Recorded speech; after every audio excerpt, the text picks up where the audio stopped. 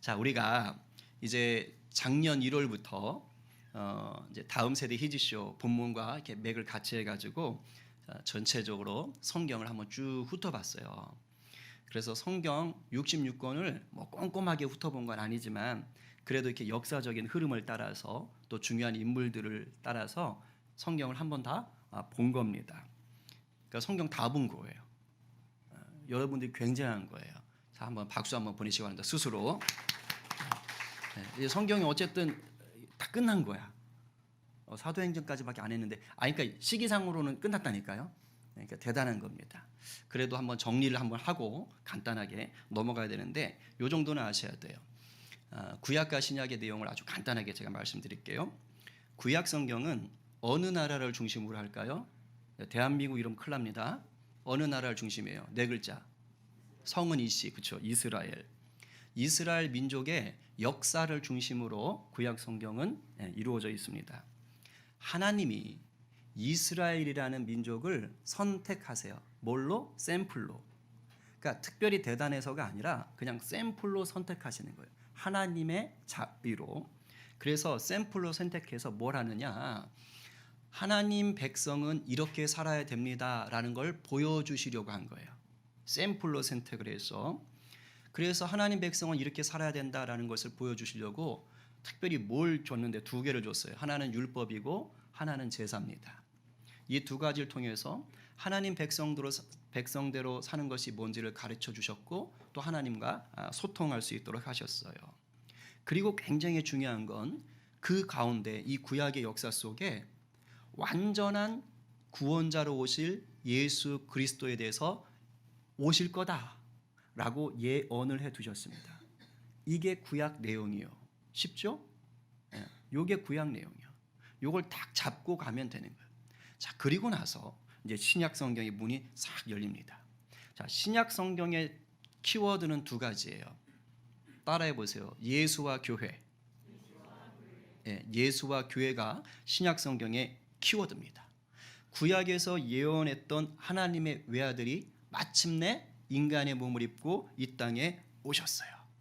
그리고 우리 죄를 대속하기 위해 십자가에 달리셨고 그리고 사망 권세를 이기는 부활로 다시 사셨습니다. 자, 이것을 통해서 하나님이 뭘 보여주냐면 구약에 제사가 있다고 그랬었지요. 근데 제사는 짐승을 잡아 죽여서 죄를 사하는 건데 이건 그때마다 해야 되는 거예요. 영원하질 않아. 그러니까 하나님이 네 죄를 용서한다라는 것을 맛보기로만 아는 거예요. 하지만 예수님의 십자가 죽음은 또 다른 제사인데 영원한 단 한 번의 제사로 영원한 효력이 있어요. 그래서 예수를 믿으면 영원히 제사함을 입는다라는 것을 보여주시는 사건이지요. 그리고 부활하신 예수님이 이 영원한 생명을 얻는 이 복음, 이 기쁨, 이것을 이제 전하라고. 이게 복음인데 이것을 전하라고 누구를 부르십니까? 두 글자 제자를 부르시는 거예요. 그래서 제자를 부르셔서 제자들로 이루어진 그 공동체를 이름하여 뭐라고 합니까? 교회라고 하는 거예요. 그러니까 제자가 곧 교회가 되게 하셔서 너희들이 사방팔방 땅끝까지 흩어져서 나의 복음, 생명의 복음, 영원한 복음, 죄사함의 복음, 세상이 알 수 없는 하늘의 복음을 전해라 라고 하시는 겁니다. 그리고 나서 이 신약의 역사가 딱 보여지는 게 이제 사도행전에 대표적으로 나타나는 거예요. 교회를 통한 복음이 어떻게 흘러가는지, 예루살렘에서부터 시작된 복음이 유다와 사마리아와 그리고 땅끝이라고 보여졌던 그 로마까지 어떻게 흘러가는지가 쭉 나타나는 거예요. 그런 다음에 이제 사도행전이 끝나고 나면 사도 바울이라든가 우리가 잘 아는 베드로라든가 사도 요한 같은 그런 분들이 썼던 편지가 있어요. 이게 성경이 돼서 들어왔습니다. 이 편지에는 뭐가 있어요?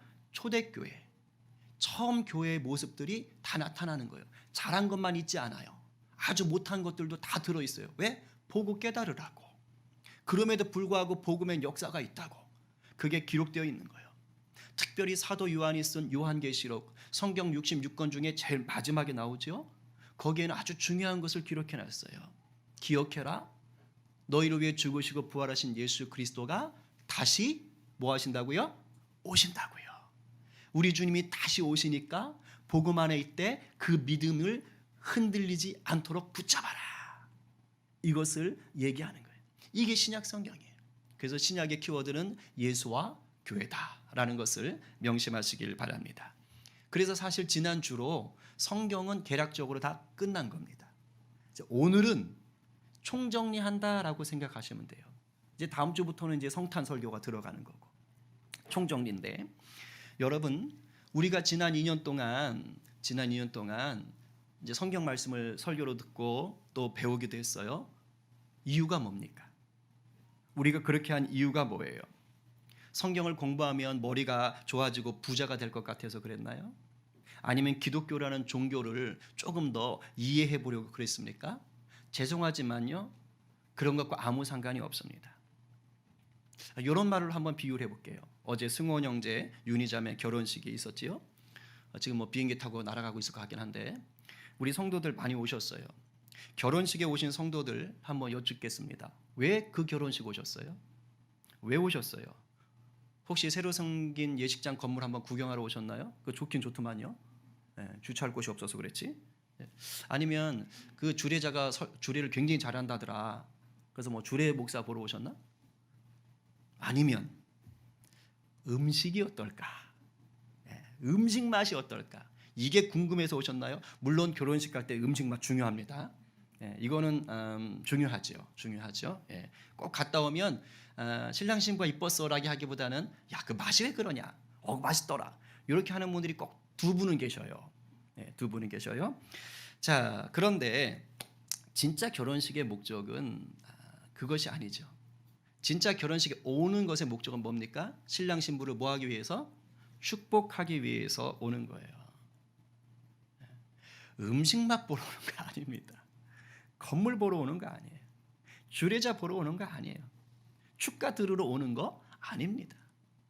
신랑 신부 축복하기 위해 오는 거예요. 여러분, 우리가 성경 말씀을 배우고 설교를 듣는 이유도 본질적인 목적, 본질적인 이유가 있어요. 그게 뭡니까? 따라하세요. 믿음 때문입니다. 즉 삼위일체 하나님을 제대로 더 잘 믿기 위한 거예요. 그래서 우리가 말씀 듣고 말씀을 읽고 말씀을 묵상하고 하는 것입니다. 여러분, 말씀 앞에 나오는 것을 단순히 내가 말씀을 읽었더니 마음이 좀 평안해, 아니에요. 말씀을 좀 읽었더니 여러 가지 살아가는 지혜가 있어, 교양을 얻을 것 같아, 그게 진짜 목적 아니에요.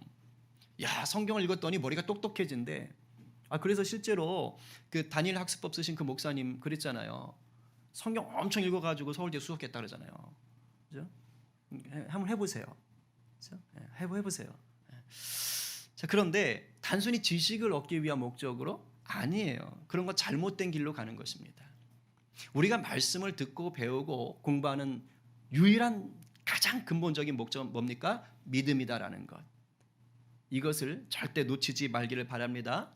오늘도 내일도 우리 성림 공동체 모두가 이 말씀을 통하여 날마다 믿음이 자라게 되기를 간절히 축복합니다. 아멘. 성경에는 이제 본문들 중에 별명이 붙은 본문이 있습니다. 대표적인 것이 어제 제가 결혼식 때 본문 삼았던 사랑장이라는 별명을 가진 본문이 있어요. 어디지요? 고린도전서 13장. 사랑장이에요. 왜요? 기독교가 말하는 사랑에 대해서 잘 설명해 놨어요. 그래서 별명이 사랑장입니다. 자, 그런데 성경에는 믿음장이라는, 그러니까 막 고추장, 간장 이런 것 같은데 믿음장이라는 별명을 가진 본문도 있어요. 믿음장. 어딘지 아십니까? 히브리서에 있어요. 몇 장일까요? 이 정도는 아셔야 되는데 확신이 없어서, 그죠? 자, 히브리서 몇 장? 이럴 땐 2장 이러면 안 돼요. 11장이에요. 자, 믿음장은 히브리서 몇 장이라고요? 11장입니다. 히브리서 11장은 믿음장이라 그래요. 그래서 믿음에 대해서 아주 잘 정리를 해놨어요. 그래서 이게 기독교가 말하는 믿음인 거구나라는 것을 쉽게 접할 수 있도록 해준 겁니다. 이 히브리서 11장, 오늘 이 내용과 12장 오늘 본문을 가지고 좀 말씀을 나눌 건데요. 믿음장이라고 하는 이 히브리서 11장에 처음에 1절, 2절을 이렇게 말합니다. 같이 읽어볼까요? 자, 시작. 믿음은 바라는 것들의 실상이요 보이지 않는 것들의 증거니 선진들이 이로써 증거를 얻었느니라. 사실 저 말이 어렵진 않아요. 어렵진 않은데 확 와닿지 않습니다. 이해하기가 조금 어려워요. 우리 청소년들은 뭐래? 이럴 수 있습니다. 그죠? 청소년들은 고개를 드시기 바랍니다. 자, 우리가 쉬운 성경으로 이 말씀을 한번 같이 좀 다시 읽어볼게요. 쉬운 성경으로 시작. 믿음은 우리가 바라는 것들에 대해서 확신하는 것입니다. 또한 보이지는 않지만 그것이 사실임을 아는 것입니다. 옛날 사람들도 믿음으로 인정받았습니다. 이제 훨씬 쉽죠? 내용이 확 들어오죠? 자, 그러면 이걸 이제 풀어볼게요. 믿음이라고 하는 게 뭐냐라고 1절에서 두 개를 설명합니다. 첫 번째 뭐냐? 우리가 바라는 것에 대해서 뭐 한다고 그랬어요? 확신한다 그랬어요. 자, 바라는 것을 확신, 소원하는 것이 그대로 될 거라고 확신하는 거. 요게 믿음이래요. 자, 저도 그렇고 여러분도 그렇고 바라는 거 있습니까? 없습니까? 소원이 있습니까? 없습니까? 당연히 있지요. 대학 준비하는 우리 학생들, 내가 원하는 대학, 내가 원하는 학과에 가는 것이 바라는 것이고 소원이겠지요. 어떤 분은 내년에 이제 새롭게 일을 찾아보는 분도 있어요. 또 취직을 준비하는 그런 분들도 있습니다. 그러면 이것이 잘 되기를 바라겠지요. 어떤 분은 올해 좀 가정 형편이 좀 쪼들렸는데 내년엔 좀 풀어지기를 바라는 분들이 있어요. 그럼 이게 그렇게 될 줄 확실히 믿으면 그럼 이게 믿음일까요? 어떤 분은 그냥 소소하게 그냥 내년에는 핸드폰을 좀 바꿔야겠다. 내년에는 좀 차를 좀 바꿔야겠다. 뭐 내년에는 좀 집을 이사를 좀 가봐야겠다 라는 바람 또는 소원을 가진 분들도 있습니다. 저마다 다 있어요. 그리고 모든 부모님들은 자녀가 잘 되기를 바랍니까? 망하기를 바랍니까? 잘 되기를 바라죠. 그렇죠? 이렇게 다 바람이 있어요. 소원이 있단 말입니다. 그러면 지금 이 바라는 것, 이 소원하는 것이 그렇게 될 거라고 확실히 믿는 것, 그게 믿음이 있는 걸까요? 헷갈리죠? 믿음은 믿음이 있는 거예요. 믿음은 믿음이 있어요. 적어도 의심하진 않잖아요. 그러니까 믿음이 있는 건 맞아요. 그런데 지금 이런 믿음이 오늘 이 성경에서 말하는 주님이 말하는 그러한 믿음이냐 이거예요. 그것에 대해서는 조금 뒤에 다시 설명합니다. 오늘 이걸 잘 아셔야 되는 거예요. 자, 그 다음에 1절에서 믿음에 대해 두 번째로 얘기하는 게 있습니다. 그게 뭐냐면 보이지는 않지만 사실로 아는 거예요. 보이지는 않는데 사실임을 믿는 거예요. 확신하는 거예요. 자, 여러분 눈에 공기가 보입니까? 안 보입니까? 안 보여요. 근데 공기가 있다는 거 의심합니까? 아니면 사실임을 인정합니까? 다 인정해요. 다 압니다. 자, 누군가에게 아주 모욕적인 말이나 쌍욕을 듣는 경우가 있지요. 없기를 바랍니다. 근데 가끔 있습니다. 그런데 이 모욕적인 말이나 쌍욕 눈에 보입니까? 안 보입니다. 그러나 우리는 분명히 알아요. 누가 이런 말 딱 하면 기분 좋습니까? 나쁩니까? 나빠요. 그죠? 우리는 모욕적인 말이나 쌍욕이 눈에 보이진 않지만 그것이 내 기분을 완전히 망가지게 한다는 것을 분명하게 알고 있습니다. 내일은 월요일입니다. 그렇죠? 여러분 눈에 내일이 보입니까? 안 보입니다. 시계는 보이지만 시간은 눈에 보이지 않습니다. 내일을 볼 수 있는 사람 단 한 명도 없습니다. 그러나 우리들 중에 그 누구도 내일이 올 거라는 것을 모르거나 의심하는 사람 없습니다. 다 내일이 온다는 것을 알아요. 그게 사실이라는 것도 알아요. 그리고 뭐 그런 불행한 생각을 다 안 하고 살죠. 보통은 나는 내일 당연히 그냥 또 똑같이 살아갈 것이다. 이런 생각을 확실하게 다 알고 사실로 받아들이고 있습니다. 자, 그러면 성경의 말만 보면 이런 것도 믿음인 것처럼 보여요. 왜? 보이지 않는데 사실이니까. 그럼 이런 것도 믿음인가요? 제가 지금 방금 말한 것들이 보이지 않지만 사실인 것으로 내가 믿고 있으면 다 믿음이냐 이거예요. 성경이 말하는 믿음이냐 이거예요. 아리송할 겁니다. 우리가요 성경 말씀을 제대로 배우지 않으면 나중에 이런 식으로 간다니까요. 야, 믿어. 될 줄로 믿어. 그럼 되는 거야. 이런 식으로 그냥 말한다고요. 죄송하지만 기독교가 말하는 믿음은 이런 것이 아닙니다. 이것에 대해서 여러분들이 좀 알려면 이제 2절부터 힌트가 나와요. 2절부터 풀리는 겁니다. 2절에 이렇게 돼 있어요. 옛날 사람들도 믿음으로 인정받았다. 아하, 옛날 사람들이 지금 성경에 말하는 그 믿음으로 인정을 받았답니다. 1절에서 말하는 그 믿음을 그 옛날 사람들이 보여줬다고 하는 거예요. 저 말을 한 다음에 11장 뒤로 가면 이제 뭐 하는 거예요? 그 옛날 사람들을 쭉 불러 모아요. 1절에서 말하는 그 믿음, 기독교가 말하는 그 믿음, 예수님이 원하는 그 믿음대로 살았던 사람들을 쫙 다 긁어 모아놓은 거예요. 그리고 그 사람들이 어떻게 했는지를 쫙쫙쫙쫙 설명을 해주는 겁니다. 그런데 여러분이 믿음장 11장을 보시면 알겠지만 이미 여러분이 잘 아는 사람들의 이름이 쭈르륵 나와요. 그냥 몇 사람만 얘기하면 아브라함, 에녹, 노아, 그 다음에 뭐 아벨, 사라, 요셉, 모세, 기드온, 삼송, 다윗 등등 여러 사람들이 그런 사람들이 이렇게 했다, 이게 믿음이다 라고 쭉 나옵니다. 자, 이제 잘 들으세요. 이런 사람들, 성경에 기록된 믿음의 사람이라고 하는 사람들에게 공통점이 하나 있어요. 오늘 두 가지 공통점 볼 건데요. 자, 첫 번째 공통점 11장 6절입니다. 다 함께 큰 목소리로 읽어볼게요. 자, 시작. 믿음이 없이는 하나님을 기쁘시게 하지 못하나니 하나님께 나아가는 자는 반드시 그가 계신 것과 또한 그가 자기를 찾는 자들에게 상 주시는 이심을 믿어야 할지니라. 아멘. 아까 찬양했지요. 믿음이 없이는 기쁘시게 못하나니 찬양했지 않습니까? 그게 바로 요 말씀을 가지고 만든 찬양인 거예요. 믿음이 없이는 하나님을 기쁘시게 못한대요. 그리고 하나님께 나아가는 자는 반드시 하나님이 뭐한 걸 알아야 돼요? 그가 계신 것, 또 그가 하나님이 자기를 찾는 사람을 또 상 준다 하는 것을 분명히 믿으랍니다. 그러니까 지금 성경에 말하는 믿음, 1절에서 말하는 그 믿음은 누구를 빼놓고는 얘기가 안 되죠? 지금 누구 나왔어요? 누구를 찾으라 그랬죠? 하나님. 누가 있다는 것을 믿으라고 했죠? 하나님. 성경이 말하는 이 믿음은 누구를 떼놓고는 얘기가 안 되는 믿음이에요. 바로 하나님이에요.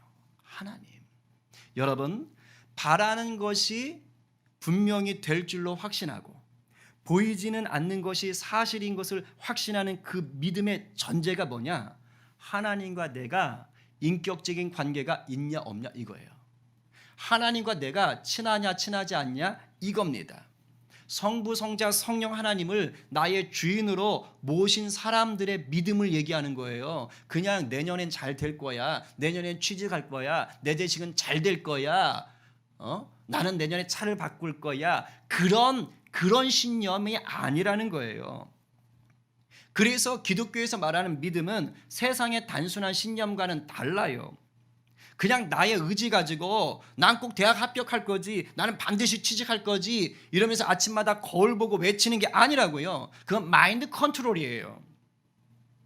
하나님 안에서 바라는 것이 될 줄로 확신하는 것, 하나님 안에서 보이지 않는 것이 사실이라는 것을 믿는 게 믿음인 것입니다. 정확하게 아셔야 돼요. 그렇기 때문에 여기서 바라는 것, 보이지 않는 것은 단순히 이 세상에서 내가 이루고 싶은 꿈이라든가 내가 갖고 싶은 어떤 것이 아닌 겁니다. 착각하시면 안 돼요. 성경이 말하는 바라는 것, 성경이 말하는 보이지 않는 것은 뭐냐? 우리 하나님이 우리에게 주신 약속입니다. 뭐라고요? 약속. 하나님이 우리에게 주신 그 약속인데 그것을 내가 바라는 거예요. 하나님이 주신 약속인데 그것이 당장 내 눈에는 보이지 않는다 이 말입니다. 세상의 것을 구하는 게 아니에요. 물론 하나님이 우리에게 바라는 것, 주신 복, 약속, 하나님이 우리에게 주신 약속은 이 세상의 것들로 드러나는 경우가 많습니다. 그러나 하나님이 주신 약속이어야 되는 거예요. 11장 11절 말씀 이렇게 써 있어요. 믿음으로 사라 자신도 나이가 많아 단산하였으나 잉태할 수 있는 힘을 얻었으니 이는 약속하신 이를 미쁘신 줄 알았음이라. 약속하시니 하나님을 미쁘다는 건요, 신뢰할 만하다, 확실하다 이 뜻이에요. 이 이야기의 내용 아시죠? 사라는 누구의 아내입니까? 아브라함의 아내예요. 혹시 더우세요? 조시는 분들이 좀 있으신 것 같아서 잠을 깨시든지 에어컨이란다 난방기를 끄시든지. 네. 자, 사라는 아브라함의 아내인데요. 아브라함이 100살이고 지금 사라가 몇 살? 99살입니다. 자, 사라가 단산했다. 무슨 말이냐면 여성의 생리가 끊어져서 생물학적으로는 아이를 낳을 수가 없는 상태라는 거예요. 그런 상태예요. 아브라함과 사라는 나이가 많아 늙었고 사라에게는 여성의 생리가 끊어졌는지라. 자, 그런데 하나님께서 이런 부부에게 뭘 했다고요? 약속을 주셨다고요. 내가 너희에게 자녀 준다. 이 약속을 해버리신 거예요. 이 약속만 하신 게 아닙니다. 네가 큰 민족을 이룰 것이다. 그리고 너하고 사라를 통해 나올 자손이 땅의 티끌같이 하늘의 별과 같이 바닷가의 모래와 같이 무지무지 많아질 거다라고 하나님이 약속을 하셨어요. 아니, 생물학적으로 아기를 낳을 수 없는 사람에게 이 약속을 하셨다고요. 불가능하다고요. 현실적으로 자녀를 전혀 바랄 수 없는 사람이에요. 현실적으로 그 사람 눈앞에 자녀를 안을 수가 없는 사람이에요. 완전히 불가능해요. 그래서 만약에 다른 사람이 이 얘기를 했다면 그냥 덕담이거나 아니면 희망 고문이 될 수 있어요. 그러나 분명히 믿으십시오. 하나님이 하신 약속이라면 다릅니다. 반드시 이루어집니다. 아멘이십니까? 아멘입니다. 오늘 우리 이 시간 함께 예배하는 여러분들 우리 하나님과 인격적인 관계를 맺으신 분이 많습니까? 맞나요? 그렇다면 이미 우리에겐 약속의 말씀이 있는 줄로 믿으십시오. 무엇입니까? 성경이 하나님의 약속의 말씀이에요. 바라기는 이 약속의 말씀을 믿으셔서 때를 따라 도와주시는 주님의 은혜를 경험하기를 간절히 축복합니다. 그런데 아직 주님과 인격적인 관계를 맺지 못한 분들이 있어요. 이분들은 죄인이라기보다는 아직 인격적인 관계가 형성이 안 됐어요. 교회는 그냥 나오고 계실 수 있고 또 인격적인 관계를 맺고 싶어 하실 수 있습니다. 더 갈망하시고 하나님과 속히 인격적인 관계를 맺으셔서 이 약속이 분명하게 내 것이 되는 그런 은혜의 역사가 나타나기를 간절히 축복합니다. 아멘. 그런데 중요하게 짚고 넘어가야 될 것이 있습니다. 자, 하나님이 주신 약속이 반드시 성취되지요? 믿지요? 그런데 왜 이렇게 자신이 없을까요? 바로 이 이유 때문에 그래요. 하나님이 나에게 주신 약속은요, 반드시 내가 살아있는 동안에만 다 이루어지는 게 아닙니다. 이걸 아셔야지 시험에 안 들어요. 예를 들어 볼까요? 아브라함과 사라는 하나님이 약속하신 아들 이삭을 아브라함과 사라가 살아있을 때, 아브라함이 100살일 때 얻었어요. 바라는 것들이 이루어졌어요. 보이지 않던 것들이 사실이 됐어요. 아들 이삭을 품에 안았습니다. 약속이 아브라함과 사라가 살아있을 때 성취되었어요. 그러나 아브라함과 사라에게 했던 또 다른 약속, 큰 민족을 이룰 것이다. 땅의 티끌처럼, 하늘의 별처럼, 바다의 모래들처럼 네 자녀가 많아질 것이다. 그 약속은 이루어지지 않았습니다. 적어도 아브라함과 사라가 살아있을 때는 아니에요. 아브라함과 사라를 통해서 나온 진짜 아들은 이삭 한 명밖에 없었어요. 큰 민족은커녕 아무것도 없어요. 이걸 명심하셔야 돼요. 그러나 마침내 아브라함의 후손이 이스라엘 민족을 이룬 것입니다. 그래서 하나님이 우리에게 주시는 약속은 세 종류입니다. 기억하세요. 첫 번째, 내 때에 완성되는 약속. 뭐라고요? 내 때에 완성되는 약속. 이것만 바라면 욕심쟁입니다. 하나님 마음대로 하나님이 이루시는 거예요. 물론 내 때에 완성되는 약속 눈에 보이는 거예요. 여러분이 손에 쥐는 겁니다. 그런데 나머지 두 가지가 있습니다. 그것은 나로부터 시작하는데 내 인생 이후까지 계속되는 약속입니다. 아브라함으로부터 하나님이 한 민족을 이루시겠다는 그 약속을 시작하셨어요. 그러나 아브라함 이후까지 계속된 약속이었습니다. 그리고 내가 태어나기 이전부터 시작해서 나를 통과해서 계속 진행되는 약속이 있습니다. 하나님은 여러분의 부모, 여러분들의 조부모를 통해서 믿음의 가정을 이루게 하셨을 수 있어요. 그리고 하나님이 그 여러분들의 부모님이나 여러분의 조부모님을 통해서 내가 이 가정을 통해, 이 가문을 통해 큰 일을 하리라 약속하셨을 수 있습니다. 그렇다면 그것은 바로 여러분 이전부터 시작된 약속이요, 여러분을 통과해서 흘러가는 약속인 것입니다. 하나님의 약속은 이렇게 세 가지 버전으로 다양하게 나타납니다. 그리고 풍성합니다. 그러니 이것을 믿으시고 왜 내 안에 내 손에 하나님의 약속의 열매가 잡히지 않지? 낙심하지 마십시오. 하나님의 약속은 또 다른 모습으로 이루어집니다. 그러니 여유로우시고 담대함을 놓지 않으시는 우리 모두가 되기를 간절히 축복합니다. 아멘이지요? 자, 이제 두 번째 공통점을 보셔야 됩니다. 믿음장에서 언급한 믿음의 선배들에게 또 하나의 공통점이 있는데요. 그건 뭐냐? 여러분들에게 큰 위로가 됩니다. 물론 저도 포함됩니다. 완벽한 사람들이 아니에요. 흠결이 있는 사람들, 약점을 가지고 있는 사람들이었습니다. 노아 대단하지요. 엄청난 시간 동안 방주를 만들었어요. 굉장하지요? 완벽한 것 같습니까? 하나님 보실 때 노아처럼 선한 자가 없었습니다. 그런데요, 나중에 방주 사건이 다 끝나고 난 다음에 어떻게 했느냐? 포도 농사를 지었는데 포도주를 진탕 먹어가지고 완전히 곤드레 만드레가 된 거예요. 그래가지고 옷을 홀딱 벗고 누워 자버렸습니다. 그것을 아들들이 봤어요. 아들들이 그걸 봐서 아버지의 부끄러운 몸을 보여준 거예요. 노아가 완전히 술에 취해가지고. 그러는 바람에 그 아들들 중에 하나는요, 저주를 받습니다. 결과론적으로 끔찍한 일을 한 거예요. 아브라함 어땠습니까? 믿음의 조상 아브라함이요, 자기 아내를 아브라함 자기 살자고 2번이나 내 동생인데요 이렇게 거짓말해요. 자기 살자고. 요즘 이런 남자 있으면 아마 큰일 날 거예요. 그죠? 모세 어땠습니까? 모세 천하의 온유한 자라고 칭찬받았지만 한때 모세가요, 이게 의협심이 강해요. 이 다혈질입니다. 그래가지고 뭐 하는 거예요? 이집트 사람을 화난다고 그냥 때려 죽였잖아요. 그죠? 때려 죽였어요. 화난다고. 입다, 사사 중에 입다라는 사사가 있어요. 참 훌륭한 사사인데요, 마지막에 싸우러 가기 전에 말을 잘못해요. 내가 이기고 돌아올 때 제일 먼저 나를 맞이하는 사람을 내가 제물로 바치겠나이다. 근데 그 제일 먼저 맞이하러 나온 사람이 누구예요? 자기 딸이에요. 원래 하나님은요, 사람 제사 안 받으십니다. 이 이방 제사를 끌어들인 거예요. 그리고 결국 딸이 산채로 제물이 됩니다.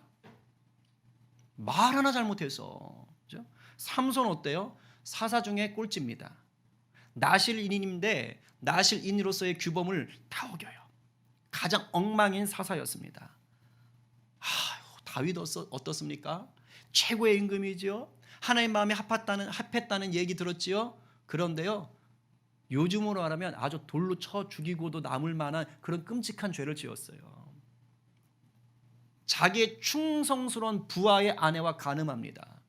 그리고 그거 숨기겠다고 자기의 충성스러운 부하인 우리아를요, 전장에 내몰아서 죽게 만들어요. 여러분, 이 믿음장에 올라온 사람들을 보면요, 눈살 찌푸릴 만한 일들, 혀를 찰 일들을 한 사람들이에요.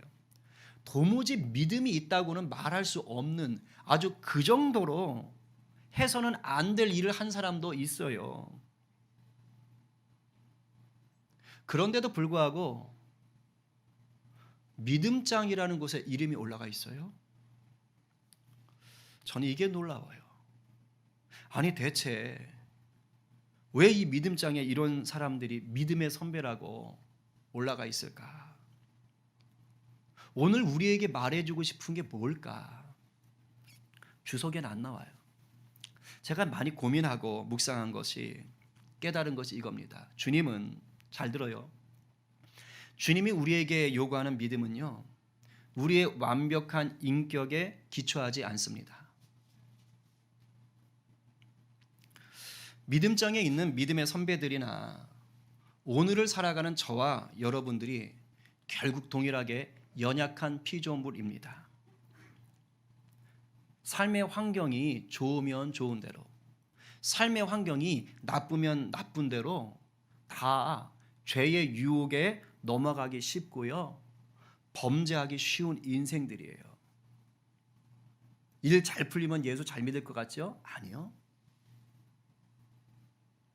아침에 제가 계속 이 말씀을 묵상하고 또 설교를 준비하고 혼자 씻으면서 기도하는데 문득 그 단어가 떠오르더라고요. 요 구절과 맥락이 있는데, 부자가 되면 부패하기 쉽고 가난하면 가시 돋친 인생이 되기 쉽다. 다 그런 건 아닌데 사람 마음이 그렇게 되기가 쉽더라고요. 우리는 인생이 좋으면 좋은 대로, 나쁘면 나쁜 대로요, 죄의 유혹에 넘어가기가 쉬워요. 솔직히 똑 까놓고 예수님의 은혜가 아니면 여전히 저나 여러분이나 그냥 마귀의 종으로 살 죄인들입니다. 그 누구도 나의 힘으로, 나의 인격으로, 나의 잘남으로 주님 앞에서 너 믿음 좋구나 이 얘기 들을 사람 한 명도 없어요. 여러분, 주님이 우리를 칭찬하시는 것은 우리의 인격이나 도덕의 수준이 아닙니다. 이랬다고 막살난 뜻은 절대 아닙니다. 주님이 보시는 거예요. 주님은 우리가 우리의 연약함을 인정하고요, 주님을 온전히 나의 주인으로 모실 때 그때 그 믿음을 칭찬하십니다. 할렐루야, 아멘. 비록 넘어지고 무너지고 주저앉을 때도 간혹 있지요. 그래도 여전히 주님을 바라보고 있을 때 너 믿음 좋구나. 살다 보면 수치스러운 일을 당할 때도 있어요. 감당하기 힘든 고난 때문에 마음이 힘들어요. 주님을 바라보는 막 마음의 시선이, 영의 시선이 막 흔들릴 때가 있어요. 저도 있어요.